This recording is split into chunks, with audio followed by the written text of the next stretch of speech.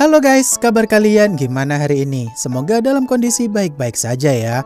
Kali ini admin akan melanjutkan alur cerita Renegade Immortal. Jika kalian lupa dengan episode sebelumnya, bisa cek di kolom playlist ya. Atau silahkan klik aja link alternatifnya yang telah admin sediakan di bagian kanan atas layar. Baiklah, tanpa berlama-lama lagi di opening, inilah alur cerita kelanjutannya. Setelah kemarin Wang Lin mati-matian melawan hukum langit dan bumi demi mengirim jiwa Nesen Sulimuan ke janin yang dikandung ibu-ibu hamil, kala itu sih Wang Lin pun udah bernafas lega nih karena misinya tersebut telah berhasil selesai. Walau terluka cukup parah, Wang Lin masih bisa menyembuhkan luka-lukanya itu di kemudian hari. Setelah semua udah selesai, Wang Lin pun memisahkan dua tubuhnya itu dan mengirim tubuh dewanya pergi berkultivasi lagi. Sedangkan tubuh keduanya Wang Lin juga harus memulihkan diri sambil menunggu kebangkitan Limuan.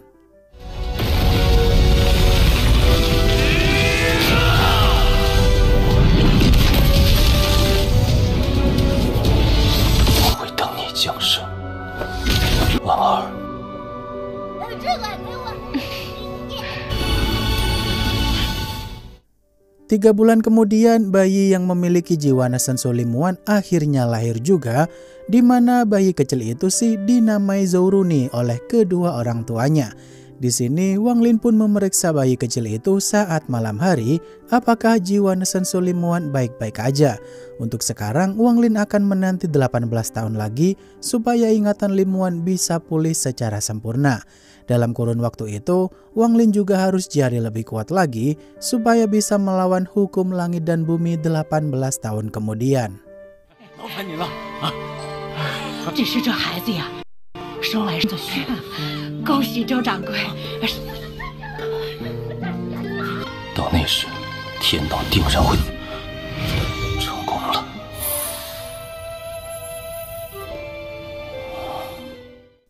Satu tahun kemudian, Sun Dian yang berkunjung ke negara Chu dan mencari keberadaan Wang Lin untuk diajak pergi ke tanah peninggalan Immortal.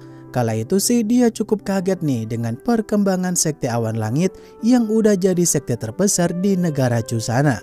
Di momen itu, rombongan Sun Dian melihat ada kultivator dari negara Vermilion alias dia adalah seniornya Hongdie. Kala itu seniornya Hongdie yang udah tahu keberadaan Zheng Niu ada di pagoda Giok itu, dia pun menyampaikan pesan jika Hongdie pengen ngajak duel Wang Lin. Namun seniornya Hongdie malah diusir Wang Lin sambil berkata kalau mau duel ulang tunggu 10 tahun lagi.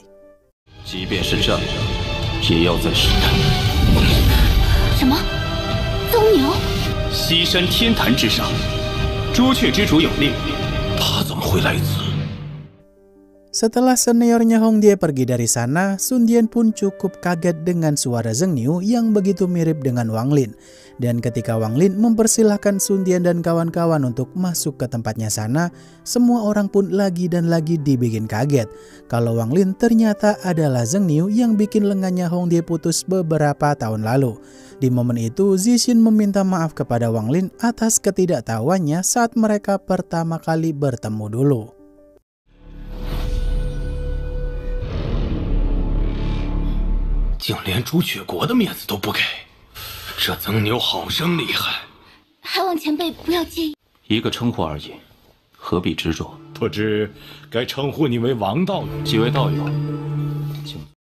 Wang Lin yang tahu tujuan mereka ke tanah peninggalan Immortal dan tak mempermasalahkan kesalahpahaman di masa lampau. Kala itu sih Wang Lin penasaran aja nih kenapa mereka datang rame-rame ketemu dirinya. Kata Zixin, dia pengen ngajak Wang Lin ke tanah peninggalan Immortal itu untuk dapetin pohon reinkarnasi yang mampu meningkatkan kekuatan spiritual. Namun kata Wang Lin sih pohon reinkarnasi itu tak begitu ngaruh terhadap kultivator formasi jiwa. Hingga akhirnya Wang Lin pun bertanya tentang niat terselubung Sun Dian yang pastinya kenapa dia repot-repot ke sana demi hal yang kurang bermanfaat itu.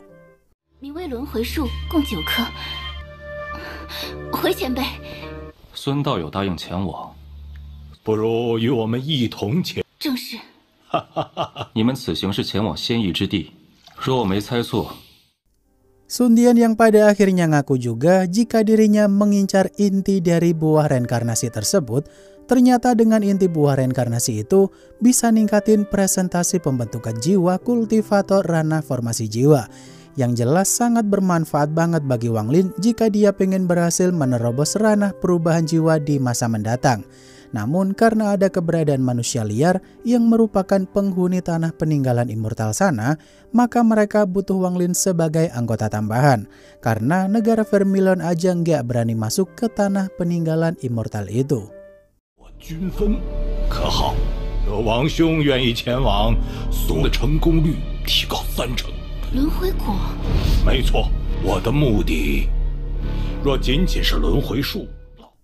Wang Lin yang akan pikir-pikir dulu karena dirinya juga harus menyiapkan segala sesuatunya pula. Sun Tian dan kawan-kawan pun pamit pergi dari sana sambil berkata jika mereka akan menunggu kehadiran Wang Lin di pintu masuk tanah peninggalan immortal 1 bulan kemudian. Setelah mereka pergi, Wang Lin pun baru ingat nih jika Dewa Kuno Tuse punya wawasan tentang buah reinkarnasi itu, di mana Wang Lin bisa menggunakan buah reinkarnasi tersebut kepada tubuh dewanya Wang Lin. Yang jelas kekuatan tubuh dewanya Wang Lin akan semakin kuat jika berhasil mendapatkan buah reinkarnasi itu. 若是没来，此事会解腻，彻底融入血，若将其汁液涂满古神诀，吐死记忆中曾体力。 孙某就不打扰了。 Di sisi lain, Hong Die yang dipanas-panasin sama seniornya kalau dia tadi sempat diusir sama sosok tak dikenal dengan aura mengerikan. Seniornya Hong Die sih masih belum sadar nih guys, jika Wang Lin adalah sosok Zheng Yu yang sedang diincar negara Vermilion.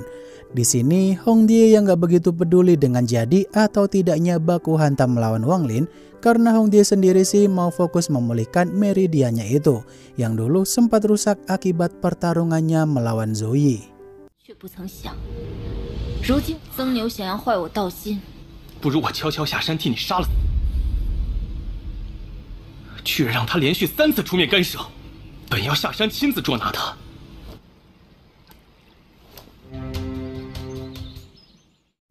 Hong Die yang saat itu dikasih seniornya tanaman obat langka supaya lengannya bisa pulih seketika.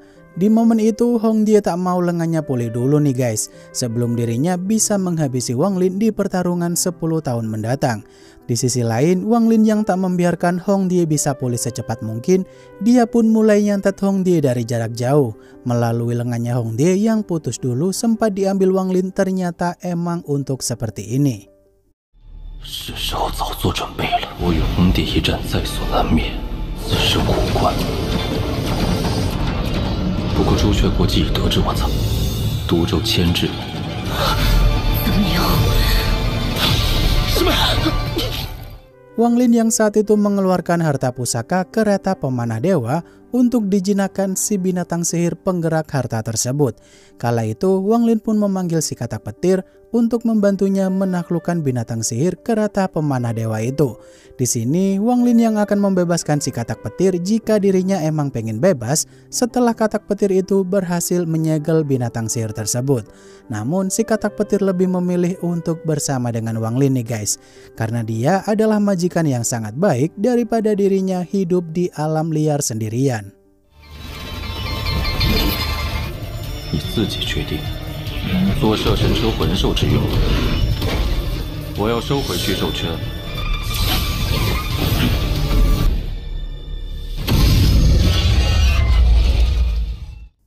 Wang Lin yang mempersiapkan berbagai macam formasi untuk menahan si binatang sihir itu, tentu aja tak mudah juga nih untuk menaklukkan binatang sihir dari harta kuno tingkat atas tersebut. Karena tanpa bantuan kekuatan spiritual si katak petir itu mungkin aja cukup mustahil. Dengan perhitungan yang sangat matang, Wang Lin pun memberikan aba-aba kepada si katak petir kapan momen yang sangat tepat untuk menambah kapasitas petirnya itu. Hingga pada akhirnya binatang sihir penggerak kereta dewa pun berhasil ditaklukkan Wang Lin.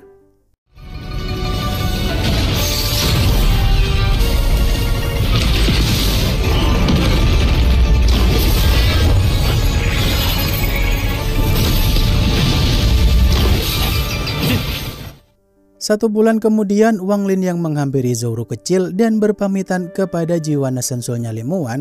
ternyata Wang Lin udah membulatkan tekadnya itu nih untuk pergi ke tanah peninggalan immortal bersama rombongan Sun Tian dan kawan-kawan. Karena untuk mempersiapkan diri saat Zoro umur 18 tahun dan jiwa Nasensolnya Lin Muwan ingat semuanya, maka Wang Lin harus jadi lebih kuat lagi supaya bisa melindungi Lin Muwan dari serangan hukum langit dan bumi sekali lagi. 我必须做好万全的准备。我们之前的一切，18年后，婉儿。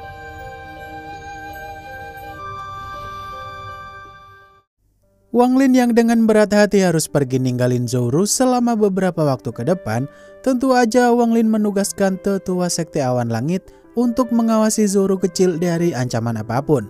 Karena cukup beresiko juga kalau jiwa Nasensolnya Lin Muwan kenapa-napa ketika Wang Lin tak ada di dekatnya. Yang mana karena tetua sekte awan langit itu bentar lagi mau menerobos ranah formasi jiwa, Wang Lin pun ngasih patung kayu dengan contoh hukum konsepsi yang bisa dipelajari tetua tersebut selagi Wang Lin tak ada di sekte sana. 我会回来见。多谢大宗主。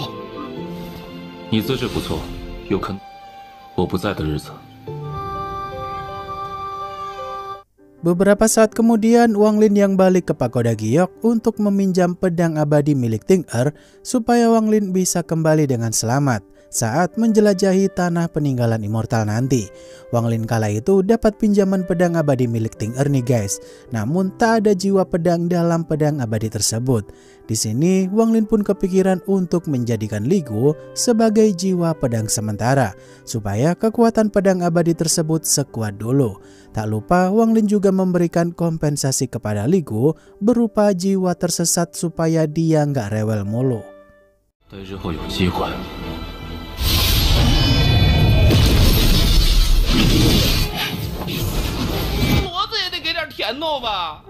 Di sisi lain, Sun Tian dan kawan-kawan yang udah nungguin kedatangan Wang Lin sambil harap-harap cemas apakah Wang Lin gak ikut mereka. Kala itu si Zixin bertanya kenapa mereka nggak masuk aja duluan. Toh juga hanya ada 4 lapisan di bawah sana yang harusnya nggak susah-susah amat bagi mereka untuk nunggu Wang Lin di lapisan pertama. Kata Sun Tian, mereka yang hanya punya 3 kultivator ranah formasi jiwa aja mungkin hanya sampai di lapisan kedua doang. Pasti sulit untuk menuju ke lapisan ketiga. 可若他不来，应该没有什么危险。要算上王道友。 而我可以确定，那轮越往下危险越大，此地4层以上相对。 Beberapa saat kemudian, semua orang yang langsung full senyum melihat Wang Lin akhirnya datang juga ke tempat itu. Di momen ini, Wang Lin pun menunjukkan tengkorak aneh dengan simbol hitam legam, sambil bertanya apakah ini sosok manusia liar yang dimaksud Sun Tian. Hal itu tentu saja membuat Sun Tian begitu bingung juga. Kenapa manusia liar bisa naik ke permukaan, padahal mereka harusnya tinggal di lapisan kedua sampai bawah. Merasa ada yang aneh, dia pun ngajak Wang Lin dan yang lainnya untuk segera masuk karena takutnya harta yang mereka incar sedang diperebutkan kultivator lain. 不是这仙夷之地内出了什么变？野人都生活在地下吗？怎么会？就是你口中的野人，途中遇到一些小麻烦，诸位久等。 Selang beberapa waktu, mereka yang diserang oleh sejumlah boneka jimat misterius, Sun Tian pun mengalahkan semua boneka jimat itu seorang diri untuk diperiksa, yang mana ada cukup banyak beberapa simbol hitam di sekujur boneka jimat itu. Di sini Sun Tian yang menduga jika boneka jimat itu dulunya adalah kultivator yang menjelajahi tanah peninggalan immortal sana. Namun kultivator yang kala itu sepertinya diubah sama manusia liar di sana jadi sosok boneka jimat seperti yang mereka lihat saat ini. 说这浮魁的威力不如野人，这几人的头骨与王力。师傅救我！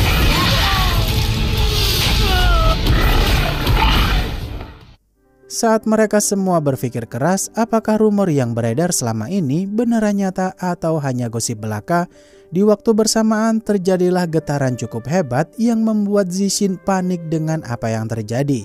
Hingga akhirnya muncullah manusia liar yang merupakan master kutukan, alias dialah yang telah mengendalikan para boneka jimat yang menyerang tadi. Kala itu manusia liar tersebut berbicara bahasa manusia liar yang tak dimengerti Wang Lin. Yang intinya sih mereka yang masuk ke sana bakal dihabisi oleh manusia liar tersebut.